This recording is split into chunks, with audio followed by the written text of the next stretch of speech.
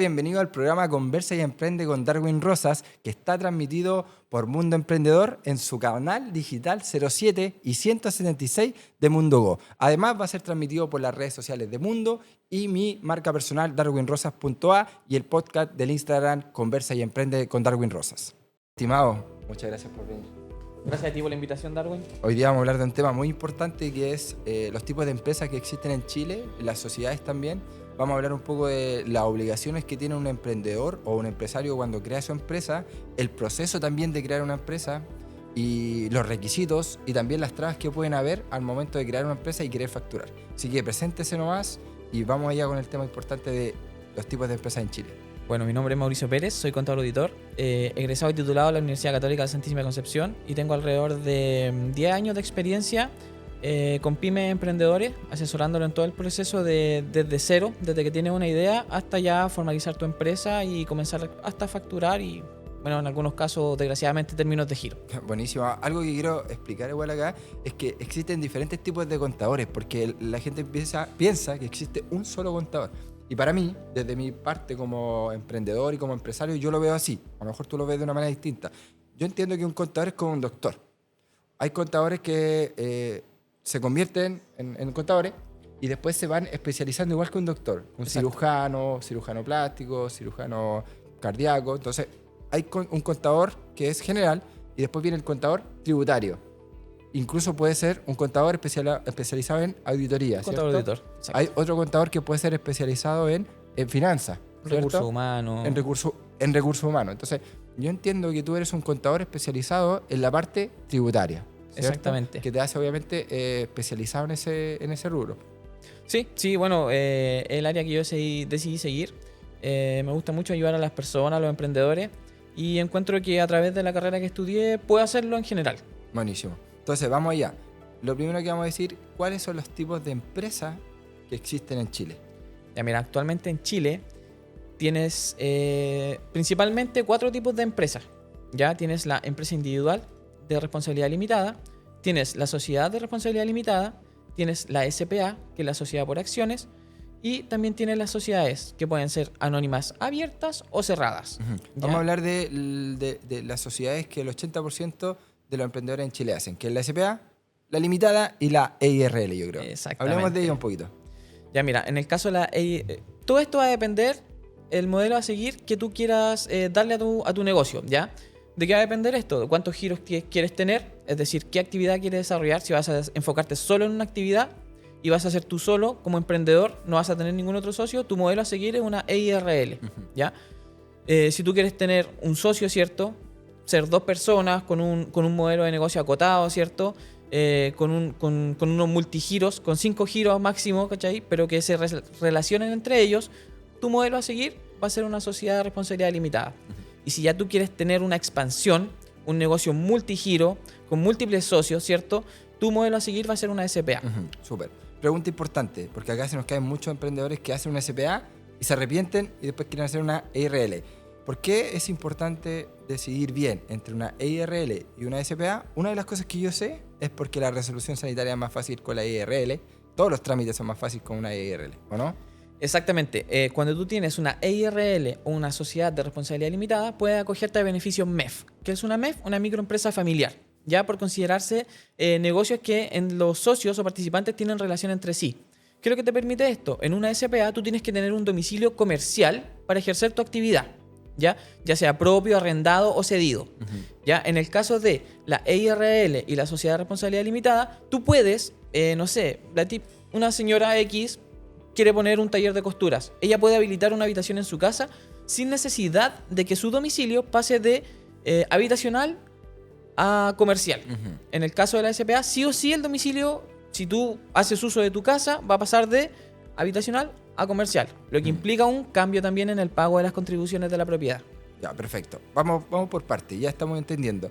Ya yo quedé un poco claro con lo que me explicaste, entonces yo como emprendedor que estoy iniciando, voy a empezar con una EIRL, ¿ya? Pero también no quiero descartar la SPA, así que vamos en este camino, en esta entrevista, hablando de la EIRL y de la SPA, ¿te parece? Perfecto. Y así vamos viendo las diferencias. Entonces, si yo quiero crear mi SPA, ¿cuál es el primer paso que tengo que dar? Para crear tu SPA, el primer paso que tienes que crear las cosas que tienes que tener claras desde el principio. ¿Cómo se va a llamar tu empresa, cierto? Que vas a tener 2 nombres. Es como la persona, igual que una persona. Yo, Mauricio Alejandro Pérez Silva, pero todos me conocen Mauro. O sea, tengo que tener una razón social, que es mi nombre. Voy a tener un nombre de fantasía, que muchas veces puede ser el mismo. Y voy a tener un objeto social, ¿ya? Partamos por esas 3 cosas primero. Las 2 primeras no son muy difíciles. El objeto social, ¿qué es? ¿A qué me voy a dedicar? ¿Ya? ¿Qué voy a hacer con mi empresa? Volvemos a tu caso, Darwin Rosas, por ejemplo. Vamos a tomar nuevamente el tema de gastronómico. Ya. Ya, yo, Darwin Rosas, quiero hacer mi empresa, ¿cierto? Y quiero vender sushi en un local establecido. ¿Ya? Entonces, eso. Y después pienso, chuta, pero en 3 años más me gustaría yo mismo hacer mi delivery, mi reparto y quizás ampliarme el negocio, no sé. Mayorista. ¿Ah? Venta mayorista. Claro, después vender insumos de cocina, claro, o maquinaria para la cocina. Entonces, ¿qué hago yo con mi objeto social? Yo lo proyecto, ¿cachai? Desde lo que quiero hacer hoy y lo que me gustaría hacer mañana. No importa que mañana no desarrolle esta actividad, pero estar en el estatuto social es vital. ¿Ya? Porque ¿qué pasa si tú, Darwin, hoy día tienes la idea como SPA, ¿cierto? De tener un objeto social y en 3 años más quiero ampliarlo? Te va a significar un nuevo costo, ¿cierto? Y un nuevo proceso que no es corto. ¿Ya? Y en el costo me refiero a un acta de accionista, una nueva protocolización de un estatuto social, ¿cierto? Que es la escritura de tu empresa, que va a tener mediante notaría. ¿Cuánto cobramos ahí? De partida tienes que pagar los honorarios del contador, lo más importante. ¿No? Y segundo, los trámites notariales te pueden variar desde los 60 hasta los 100.000 pesos entre esas 2 firmas. Entre unos 200.000 pesos por ese cambio de objeto Por social. ese cambio, por yo no desde el principio proyectar mis actividades a futuro. Perfecto, eso lo hacemos para ambas sociedades, ERL y SPA. En el caso de la IRL es mucho más fácil. ¿Por qué? Porque la IRL tiene un solo giro. Entonces, si yo digo Darwin Rosas, fabricación y comercialización de sushi, es eso y nada más. Perfecto. ¿Ya? En caso de que tú algún día quieras implementar nuevas actividades, vas a tener que modificar tu tipo societario. Transformarte de una IRL a una SPA. Exactamente. Para tener un multigiro. Ese es otro cuento. O también puede ser un término de giro que es cerrar la IRL y empezar con una SPA. Exactamente. Pero esos son casos ya específicos y hay que asesorarse con un contador, contarle la historia, contarle la proyección que queremos y el contador te va a decir, ya sabes qué, cierra la IRL, vamos por una SPA de 0. O no, lleva el historial de la IRL a una SPA. Que mucha gente lo hace para no perder la marca. Claro, sigamos adelante. Entonces, ya tenemos el nombre, tenemos el objeto social. tenemos el objeto social y vamos con el domicilio. Domicilio. Para crear la SPA va a ser solamente el domicilio social. Es decir, donde Darwin va a tener su oficina. Ya la oficina de la sociedad. No la oficina donde precisamente puede estar el negocio. ¿Ya? Domicilio social no siempre va a ser el mismo que el domicilio tributario. Ojo con eso. Ya, para yo tener el domicilio, para crear la sociedad, basta que solo tenga la dirección clara en mi mente. Súper, perfecto. ¿Ya? Ojo, para todos los que están acá, entren a empresa en undia.cl, pongan su clave única y lo que nosotros le estamos dando es el paso a paso de cómo crear la sociedad en empresa en un día. Si bien es fácil crearla, pero saber cómo crearla es muy diferente. Exactamente. Sigamos. Hay muchos datos que son específicos. Ya, ¿cierto? Tengo mi dirección y después, ¿por qué voy? Por mi capital inicial. Es decir, el monto de dinero que yo voy a aportar a esta nueva empresa para comenzar. Recomendación acá. Que el dinero, o sea, que mi capital sea acorde a la actividad que yo quiero desarrollar. Pregunta, Mauricio, que mucha gente aquí en la ignorancia dice, ¿tengo que tener ese dinero? ¿Para qué me sirve ese dinero? ¿Qué beneficio y qué en contra tiene? Ya, mira, en muchos casos las personas que crean empresas son ya emprendedores que llevan años, ya, digamos que llevan años trabajando sin formalizarse. Entonces ellos ya hicieron esa inversión inicial, ¿ya? Entonces el emprendedor que viene de cero, que tengo solamente la idea, pero quiero partir, ¿cachai? Es creando mi empresa antes de tantear el nicho de mercado. Claro, el ideal es que tenga ese dinero y lo vaya invirtiendo. ¿Por qué? Porque él va a tener un control de cuánto invirtió en el inicio, cuánto está ganando y cuánto va a estar gastando. ¿Ya? En cambio, el emprendedor que viene de antes con esta idea, con este negocio, no hace necesario que lo tenga, porque él ya invirtió en maquinaria, ya invirtió en insumos, ya invirtió en publicidad. O sea, ahí el aporte de capital puede ser menos y después los activos que tiene, en algún momento más adelante, asesorarse con un contador, pasarlo adentro de la empresa. Ojo, no todas las sociedades te permiten iniciarla con un aporte en bienes materiales. ¿Ya? Bueno. Si bien hay casos excepcionales, lo ideal es que el capital sea aportado en dinero. En dinero, perfecto. Eso es el ideal. Ya, bueno, aquí si se dan cuenta hay hartos temas puntuales que son difíciles de entrar en detalle porque son muy largos. Porque el aporte también que uno pone en la sociedad también va a significar cuánto va a pagar de la patente. Exacto. También significa que te va a disminuir un poco la renta del otro año. Entonces hay hartas cosas que uno tiene que interiorizar en cada uno de los puntos que agrega al momento de crear la empresa. Claro. Pero vamos en lo general. Pongamos un aporte empresarial de 1,5 millones. Si nos vamos a lo general, que el aporte de capital sea acorde al negocio que voy a desarrollar. Ejemplo, yo no puedo poner una automotora y empezar mi negocio con 100.000 pesos. Claro. ¿Cachai? Ya son casos irrisorios que se escapan un poco de la realidad. Ese es el tip principal. Pero un emprendedor promedio. Un emprendedor promedio, no sé, típico emprendedor, qué sé yo, preparan desayuno a domicilio o preparan típico alfajores, dulces. Yo partiría con 500.000 pesos. 500. Que digamos, es una inversión si es que tú no pagas arriendo de local ni nada y trabajas desde tu casa, más que suficiente para comprar materiales, insumos y maquinaria. Perfecto. Avancemos. ¿Qué sigue después? Ya. Después de esto, ¿cierto? Destinamos nuestro capital. En el caso de la SPA lo dividimos en acciones, que me va a permitir la acción darle un valor a mi empresa, en caso de yo quiera vender una parte, ¿cierto? O simplemente valorizarla. Súper. ¿Ya? Y después de eso viene todo el tema de la administración social. Ujú. ¿Ya? Porque en el caso de una SPA tienes que designar un gerente, Ujú. designar un administrador Ujú. y, en caso de que sean varios socios, designar a los representantes del servicio de impuesto interno. Y algo que me ha pasado, que yo me he dado cuenta, y fue uno de los errores de una de mis clientas, era que quiso hacer la empresa sola y no se puso como administración ante los bancos. Entonces, ¿qué tuvo que hacer? Pagarme después el arreglo de esa administración, de modificar esa sociedad, para simplemente seleccionar de que sí podía ser administradora frente a los bancos. Exacto, la idea es que todos los socios queden con la misma cantidad de poderes, Ujú. ¿ya? Porque, claro, cuando un negocio empieza, todo está bien, todo es bonito, pero si existen conflictos entre medios, el Claro. que tenga más poder va a ser el que va a ejercer más sobre la Claro. sociedad. Y la transparencia más saludable es que ambos tengan los mismos poderes ante representación, ante el Sí, servicio, ante los exactamente. bancos. Perfecto. Ya, seleccionamos eso. Vamos bien con todo lo que es la parte administrativa de crear la sociedad. Perfecto. Individualizamos a los socios, requisitos para los socios, ser chileno tener un RUT nacional, correo electrónico vigente, número telefónico y una dirección particular. Ojo, con este tip, que no todos lo van a dar. Cuando están casados, ¿qué pasa ahí? Cuando están casados, otro tema. Para conformar una sociedad, dos personas casadas va a depender de su régimen conyugal. Ya en el caso de las personas y del tipo de sociedad. Ya en el caso de la SPA, sea un régimen conyugal de separación de bienes o de bienes mancomunados, ¿cierto? En ambos casos, el marido tiene que autorizar a la esposa mediante un poder notarial. Así es. Para que ella pueda ejercer una actividad comercial independiente, ¿cierto? Él dice que sus ingresos van a ser independientes de la sociedad conyugal. Y ahí podéis firmar recién la sociedad. La sociedad, exactamente. Ojo, que esta parte es importante. Sí, esta primera parte que nosotros explicamos es para hacer el estatuto de la sociedad. Claro, aquí todavía no hemos hecho nada. Nada Estamos todavía. solamente en el borrador. Listo, llenamos el borrador, todo perfecto. Estoy casada, ya tengo la autorización de mi marido y le voy a poner una firma digital que vale 1.000 pesos, ¿cierto? Exactamente, alrededor de 1.000 pesos. Ahí hay dos modalidades. Hay gente que le gusta la modalidad tradicional, ir a notaría, firmar allá, ¿cierto? Y que el notario te entregue el documento. O también puedes hacerlo de forma digital. De forma digital, el único requisito es tener tu clave única al día, nada más. Perfecto. Entonces, nos fue bien, firmamos, Firmamos, tenemos ¿cierto? nuestro estatuto y tú yo cuando me acuerdo cuando firmé mi primer estatuto de empresa, lo firmo y me acuerdo que la primera empresa que creé en el 2015 por ahí le puse Fruit Store. Free Store. Fruit Store, que era una verdulería a domicilio, uno de mis primeros emprendimientos que fracasó a los 3 meses. Yo iba a las 5 de la mañana a comprar verdulería a la Vega y después hacía reparto a las 7, 8 de la mañana a la señora de la casa que quería cocinar, porque en pandemia no había verdulería abierta. Exactamente. ¿Cachai? Y la gente no quería salir de la casa. Ya bueno, el tema es que yo creé esa sociedad y me acuerdo y la vi y dije, mi primera sociedad.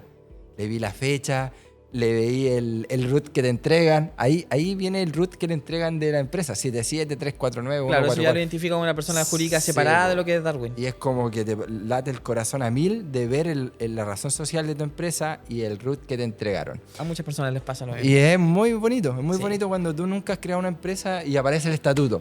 Y ahí aparece representante legal y gerente general de la empresa. Claro, sí. O sea, otro nivel ya. Sí, ¿cachai? ya eres empresario, en papel. Exacto. Ya, tenemos ese estatuto. Después de ese estatuto viene la parte compleja. Acá nos empezamos a meter en problemas. Sí. No, mentira.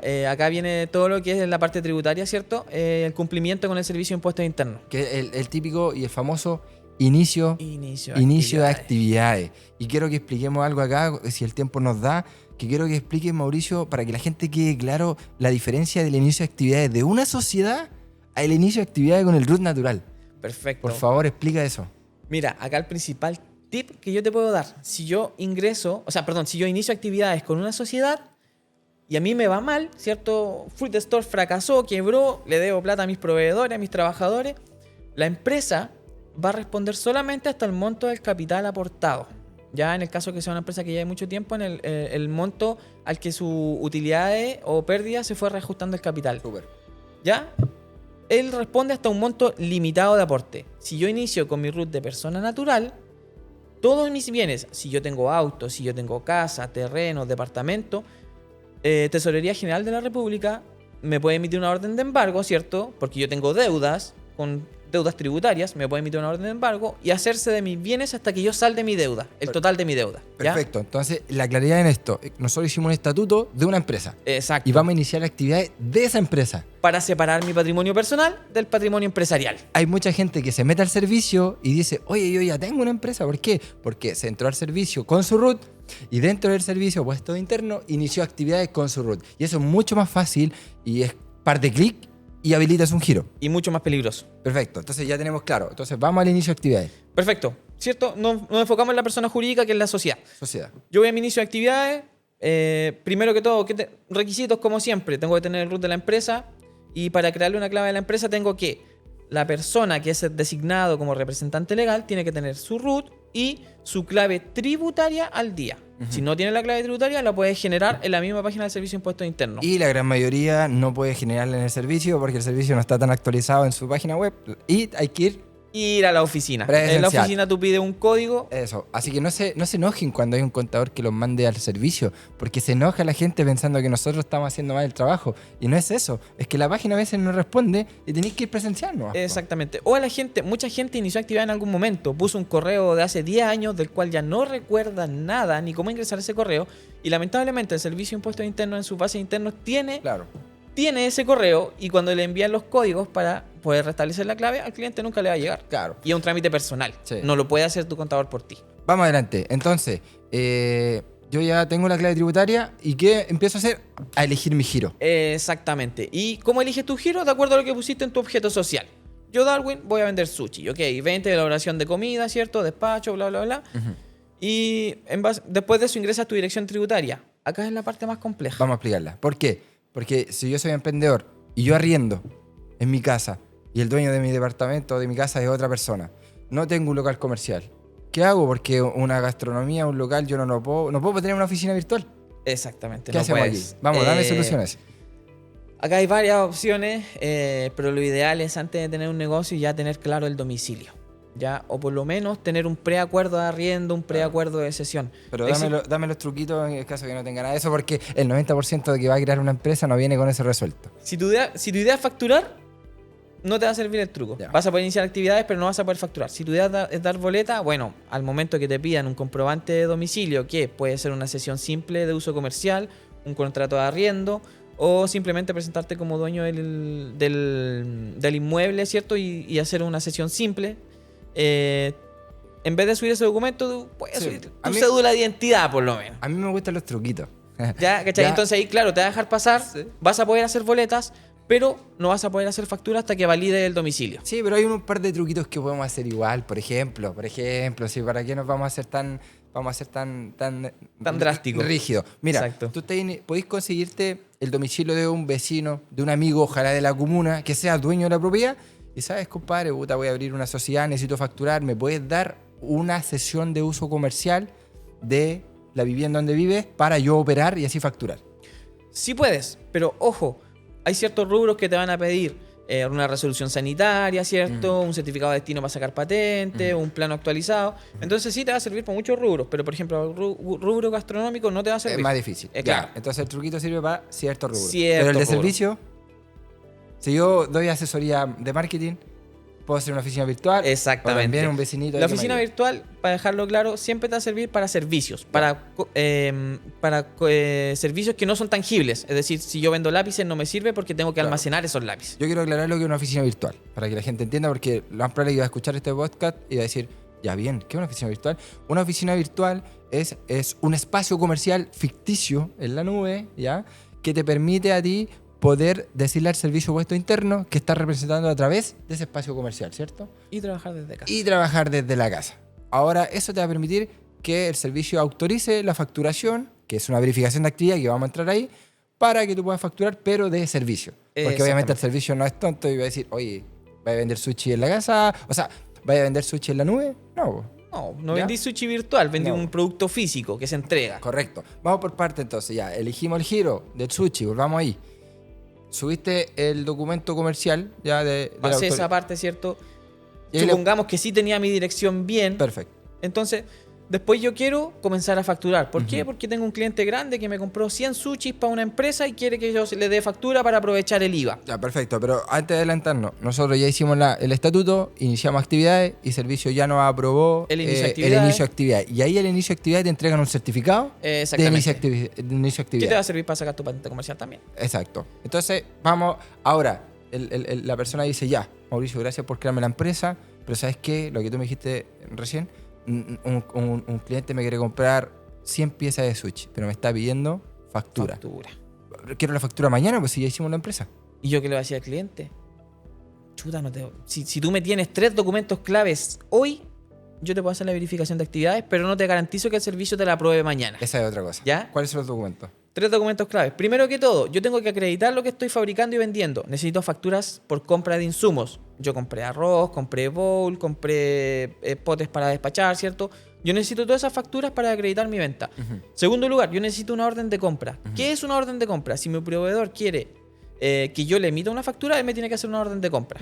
¿Ya? Decirme, yo Mauricio Pérez, te emito a ti una orden de compra, Darwin, para que me vendas tanto sushi a tal valor. De hecho, con un correo incluso solicitando la compra, eso ya también puede funcionar. Con el correo también puede funcionar. Sí. Y el tercer documento es el comprobante de domicilio nuevamente. Claro. Para verificar actividades te van a volver a pedir tu contrato de arriendo o un comprobante que habilite el domicilio en el que estás operando. Claro. Otras cosas adicionales que también se pueden hacer, por ejemplo, si estás contratando personas, puedes mostrar los contratos incluso. Contrato de arriendo. O si es un servicio que sea durante todo el año, que decir, yo todos los viernes le voy a dar sushi a mis trabajadores durante un año, también va a haber un contrato de servicio de por medio. Y todo eso ayuda a que la verificación de actividades sea aprobada, positiva. Ahora hay unos truquitos por ahí, que yo lo he hecho. Pero tú no lo haces porque porque a ti te gusta. Pero mira, hay unos truquitos que yo he hecho mucho con muchos de mis clientes, que de repente me pedían, o yo mismo creaba una empresa. Me acuerdo cuando creé una empresa de construcción y me salió un proyecto de construcción y necesitaba facturar ayer para que me la pagaran. Hice todo lo que tú me estás diciendo y yo lo que hice... fui al servicio. Como tenía un contador amigo, otro, que no voy a dar el nombre, siempre me decía, Darwin, anda a llorar al servicio. Y no te vayas del servicio hasta que no te aprueben la verificación de actividades ahí mismo con el profesional del servicio. Sacaba un número en el servicio, este es un truquito para cada comuna, iba a hablar con uno, no me lo aceptaba, sacaba otro número, iba a hablar con otro, después otro número, iba a hablar con otro. Y varias veces me resultó. Créeme, que yo pude hacer unas verificaciones de actividades el mismo día que iba al servicio. Hay otras ocasiones donde no me resultaba, pero era la simpatía o la conexión que yo podía tener con mucho el fiscalizador. ¿Ya? Pero alguien, si está muy, muy, muy urgido por una factura, puede pedir los folios. Un folio provisorio. Un folio provisorio. Te van a habilitar de 1 a 5 folios máximo, de acuerdo al nivel de facturación que necesites. Y te sirve para salir del paso, porque si tienes una factura de 20 millones en compra, o 10 millones... Y no facturáis, estáis perdiendo un cliente. Estáis perdiendo un cliente, entonces vaya al servicio o le pide a tu contador de cabecera, oye, compadre, ayúdame con esta factura. Bueno, solicitemos un folio. Y te dan un folio que te permite hacer 1 o 2 o 3 facturas. Sí, dependiendo del nivel de urgencia que tengas. Y ya eso te da un lapsus, un plazo para que tú puedas reunir si te falta información para la verificación de actividades u otro. Claro. Ahora, importante acá que le explique a la gente la verificación de actividades. ¿Cuánto puede demorar a que el servicio te permita facturar? En días hábiles de 1 a 5. Ya. eso sí, ellos aceptan toda la documentación. Puede llegar el día 5 y el servicio te puede decir, ¿sabes qué? Tu documentación está bien, pero me falta documentación adicional. Y ahí ellos te van a dar un listado de lo que te pueden volver a pedir. Ya, perfecto. Vamos a explicar un poco rápidamente, porque ya nos están quedando 5 minutos. Por favor, ahora yo ya creé mi empresa. Dime los deberes. Y explícale a la gente el deber más importante, que es, creo, la renta. Sí, mira, porque aunque vendas o no vendas, tienes que declarar. Exactamente. Vamos. Rápidamente, yo creé mi empresa. Mi obligación de declarar F29, formulario de IVA, PPM y otros impuestos, nace desde que yo inicio actividades. Aunque tú me digas, es que yo no he comprado nada, tu obligación nace desde que inicias actividades, no desde que creas la empresa. Ojo con eso. Segundo lugar, mes a mes, hasta el día 12, si yo no soy facturador electrónico, o hasta el día 20, si soy facturador electrónico, yo tengo la obligación de declarar mi F29. Con movimiento, sin movimiento, solo con compra, solo con venta. Si no, hay multa. Exactamente. Ahí tú pagas tu diferencial entre el IVA que vendiste y el IVA que compraste, más una tasa de PPM voluntaria. Tema para otra entrevista. Para otra entrevista porque da para largo. Sí. Y tu obligación más importante es tu obligación anual, ¿ya? Que, bueno, no, también regímenes tributarios, que también lo vamos a... En otra entrevista, sí. porque es un tema que da para mucho. Y nos faltó el régimen tributario, pero vamos a verlo en una temporada más adelante, a ver si hablamos específicamente de los tipos de régimen tributario. Un temazo. Y